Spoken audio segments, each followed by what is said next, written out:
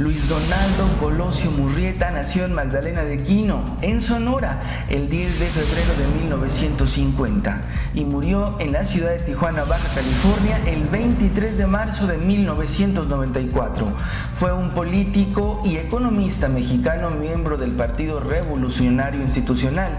Se desempeñó como diputado, senador, presidente del PRI y primer secretario de Desarrollo Social en México.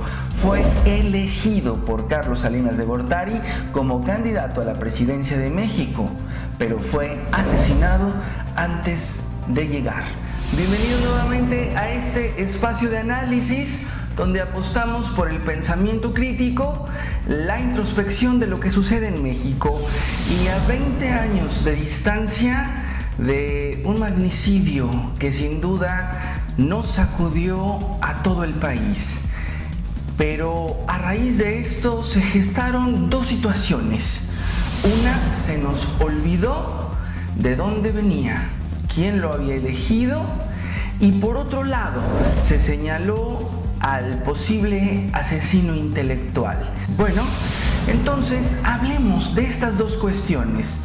Esto que sirvió para que a Luis Donaldo Colosio, en un sector muy importante de nuestra población, se le considerara como víctima, como un mártir, y por otro lado se señaló directamente como asesino a Carlos Salinas de Gortari.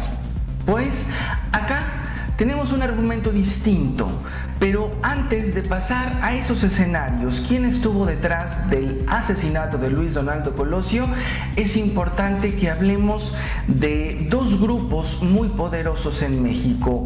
Uno lo hemos mencionado frecuentemente, que es el grupo Atlacomulco, y el otro no lo hemos mencionado tanto, pero tiene una gran importancia y una gran historia en lo que ha sucedido con México. El grupo de Echeverría. Estos dos grupos, los principales interesados en que Colosio no llegara a la presidencia. De Atlacomulco han emanado los principales dirigentes del PRI, careta tras la cual ha operado el grupo poderosamente económico que ha gobernado a México durante casi 70 años. Uno de sus miembros está en el poder, Enrique Peña Nieto, como presidente de la República. Pero los que están y estuvieron detrás para llevar al títere a la presidencia fueron Carlos Salinas de Gortari, Elba Ester Gordillo, Carlos Romero de Champs, Humberto Moreira, Miguel Alemán Velasco, el Grupo Televisa, Jesús Murillo Caram, Luis Videgaray, Luis Miranda Nava, Enrique Martínez y David López Gutiérrez, entre otros políticos a nivel nacional. Y el grupo de Echeverría, al llevar el PRI a Luis Echeverría Álvarez a la presidencia de la República, hubo una gran ruptura que hasta hoy prevalece en el PRI. Desde su arribo a la presidencia, comenzó a proyectar políticamente a un grupo de jóvenes que no habían abrevado nunca en las aguas de la Revolución Mexicana, como es el caso de Porfirio Muñoz Ledo. A la muerte del general Lázaro Cárdenas, la vía quedaba libre para que se convirtiera en la cabeza ideológica y política de la llamada izquierda institucional. 6 años de administración al frente del Poder Ejecutivo no fueron suficientes para que Echeverría consolidara su proyecto de llevar a México por los caminos del populismo. La famosa ley del péndulo se rompió y la alianza izquierda-derecha que hacía del PRI un partido invencible y dominante dejó de operar. Dentro de los llamados vieja clase política o dinosaurios se encuentra actualmente Manlio Fabio Beltrones. Y bueno, en el 94 Salinas tenía planes en grande. Quería pues maniobrar a través de Colosio, ya que no lo pudo hacer él, ahí en la Constitución para que pudiera reelegirse en el año 2000. Viene este quiebre con el grupo Atlacomulco, con el grupo Echeverría. Y bueno, en 2005 hace las paces, digamos, se reintegra al grupo Atlacomulco y sirve de padrino, de un padrino muy clave para llevar a la presidencia a este iletrado, a este títere llamado Enrique Peña Nieto. Y parece que de nueva cuenta las cosas ya no andan muy bien entre ellos, pero estaremos revisando a detalle la información. Y le doy la bienvenida nuevamente a este espacio, abogada traductora y analista de medios alternativos. Marta, gracias una vez más por estar. ¿Quién fue Colosio, Marta? ¿Y qué decir de lo que se dice acerca de aquel discurso que supuestamente fue el que motivó a Salinas a asesinarlo?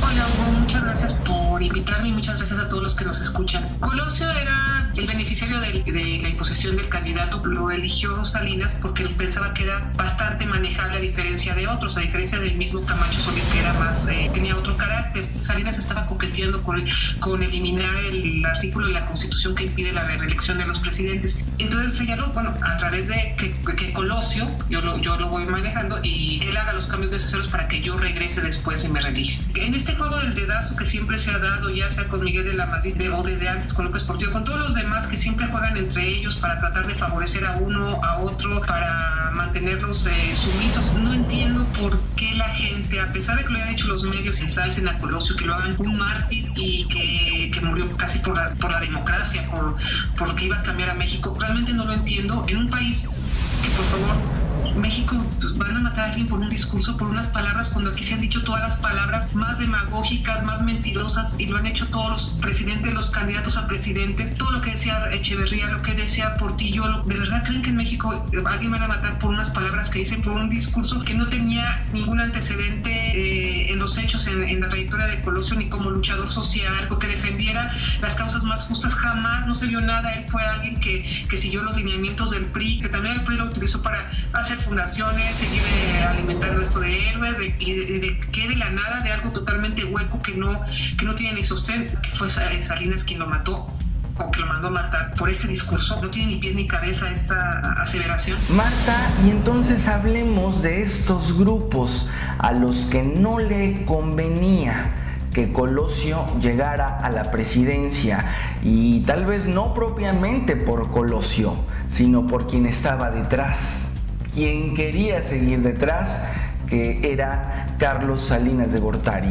Fue un acomodo de poder, una pelea gangsteril, una lucha entre mafias que se dio porque Salinas, con estos deseos de reelección, no le gustó a muchos grupos que estaban ahí involucrados. Está el grupo Atlacomulco y el grupo Echeverría, entre otros, los principales, sino que no querían que Salinas se hiciera de su coto de poder, que les quitara su pastel a ellos. Tenían ciertas reglas y sintieron que tanto por la reelección, por este modelo neoliberal que se contraponía al de ellos, en cierta manera nacionalista, pero al final igual de mafioso. Entonces hay que buscar quiénes fueron los que salieron beneficiados, y en este caso no fue Salinas, fueron otros. Le quisieron poner un hasta aquí a Salinas. Hay un personaje clave, José Córdoba Montoya, que era operador de Salinas, y hubo una ruptura entre ellos. Él se unió con el grupo Atlacomulco y a través de él se coló Cedillo al puesto. No es nada más sacado de la manga esto que se dice que es el grupo Atlacomulco o el grupo Echeverría. Hay datos concretos. Luis Donaldo Colosio fue asesinado en Tijuana, enclave donde tiene gran influencia Jorge Jalrón, y no se olvide que en ese tiempo el jefe de este grupo Atlacomulco era Carlos Jan González, su padre. También están muy fuertes los otros datos del grupo Echeverría, porque Mario Fabio Beltrón estuvo prestado, entre comillas, a Mario Aburto la noche del 23 de marzo de 1994 y lo llevó a playas de Tijuana para interrogarlo. Beltrones ocupó el 23 de marzo las habitaciones 428, 525, 527, 622 y 712 del Hotel Lucerna. Alcides Beltrón, el director general del aeropuerto de Tijuana, le extendió una credencial del puerto aéreo a Otón Cortés, quien fue investigado como segundo tirador en contra de Colosio. La seguridad del grupo Omega, que lo protegía, fue pagada por Roberto y José Carmen Arturo Alcántara Rojas, dirigentes del grupo Toluca del autotransporte, que también son parte de este grupo Echeverría. Fernando de la Sota Rodallegues es un experto en el uso de las pistolas Taurus con que fue asesinado el candidato del PRI. Todos estos forman parte del grupo Echeverría. Con todas estas cuestiones y con los resultados que se dieron después, y simplemente no había modo de que esto le beneficiara a Salinas, no tenía por qué haberlo matado. ¿Qué ganaba con ello? Y el telemontaje, Marta, estas investigaciones torpes, confusas, inverosímiles, que son muy parecidas, por cierto, a las que todavía vemos y hace un par de semanas con el Chapo Guzmán, igual de increíbles, igual de armadas, de orquestadas para confundir, muy posiblemente, y eso pues lo vimos desde antes, pero en esa época muy en especial. Marta. Yo creo que son torpezas inducidas, bien planeadas, Hugo, y que pues bueno, conviene esta torpeza, estas confusiones para nunca saber realmente lo que pasó y que todo quede impune. Lo mismo que sucede en tantos casos, en las muertas de Juárez, otros asesinatos también, el del Cardenal Posadas, los de los Ruiz Massieu, realmente nunca vamos a saber porque como están involucrados poderosos políticos, poderosos de las cúpulas empresariales, van a quedar impunes. Entonces es necesaria esta torpeza en las averiguaciones, esta torpeza en la integración de expedientes, estas confusiones. Los mexicanos parece que estamos acostumbrados a ellos, ya estamos tan cansados de estar elucubrando y sabiendo que nunca vamos a saber nada, pues nos quedamos tan tranquilos o si no tranquilos, pues con mucha impotencia, pero para seguir con el juego de la impunidad, de la injusticia absoluta, Hugo. Marta, una vez más, gracias por estar en este espacio. Te seguimos puntualmente en Sincronía, en Yo Libremente Opino con el Bote y en Radio La Nueva República en Desde la Raíz. Muchas gracias a ti y a todos los que nos escucharon. Hasta la próxima, Hugo. Gracias a ti, Marta, y gracias a todos por la amabilidad de ver, de comentar y compartir este material en todas las redes sociales. Y una vez más reiteramos, tanto como lo dijimos en el caso del Chapo Guzmán, el de Colosio definitivamente no es la excepción. Podemos vislumbrar todos los escenarios, formular diversas hipótesis de lo que pudo suceder, y este crimen perpetrado hace 20 años sigue teniendo toda la desconfianza de el pueblo mexicano. Pero es importante puntualizar que a pesar de que Carlos Salinas de Gortari es un asesino, es un sociópata, por supuesto que lo es, pero acá hay que entender por qué a él no le convenía este asesinato. Él tenía intereses mucho más grandes de lo que nos imaginamos. De que sigue poderoso, pero esto en particular nos abre el panorama de las intenciones que tenía este asesino, Salinas, pero que no fue él quien lo mató, fueron los otros los que siguen teniendo el control de México en sus manos. Gracias a todos por estar. Nos vemos en la próxima emisión.